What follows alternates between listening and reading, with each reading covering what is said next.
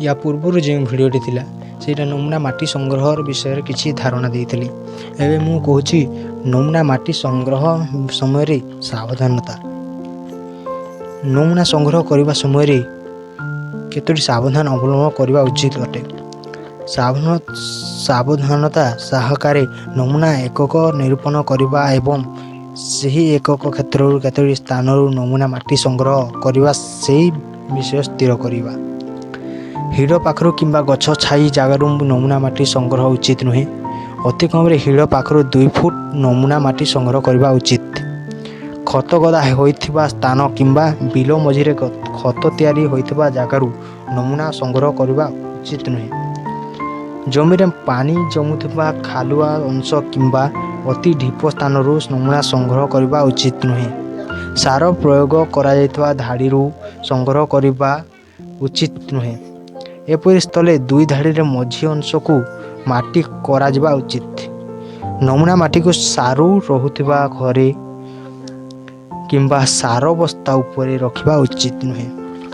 नमूना माटी रे जेपरि कौरसी ओलिया पाउस आदि मिसी न जाई सेथि प्रति दृष्टि देवा उचित।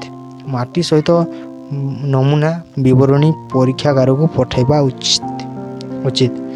उपरोक्त सतर्कता अवलंबन करी नमूना माटी संग्रह करी परीक्षागार को पठाइबा परी वैज्ञानिक माने माटी परीक्षा फलाफल और विवरणी अनुसार सेमानक मतामत मृत्तिका स्वास्थ्य कार्ड जरिया माटीर अम्लत्व लवणत्व जैविक अंगार % सहजलब्ध जैवक्षारजान किग्रा हिसाब रे और सहजलब्ध फॉस्फोरस कि हेटा भी किग्राम हेक्टर सहजलब्ध पोटासियम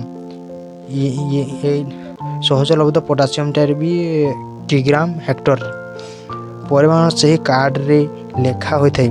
चाषी केउं फसल करने को आग्रह जानिले अनुमोदित खत से सार परिमाण से जनाई दि जाए। यही फलाफल अनुଯାयी माटी रे खत और सार परिमाण से जनाई दि जाए। यही फलाफल अनुଯାयी माटी रे खत और सार प्रयोग करने द्वारा माटीर उत्पादिका शक्ति दीर्घस्थायी होगा सहित चाषी भाई मानन को अधिक अमल मिल पारिबो। एथिपाई नूतन कृषि नीति रे मृत्तिका परीक्षा को अग्राधिकार दिया जायछि।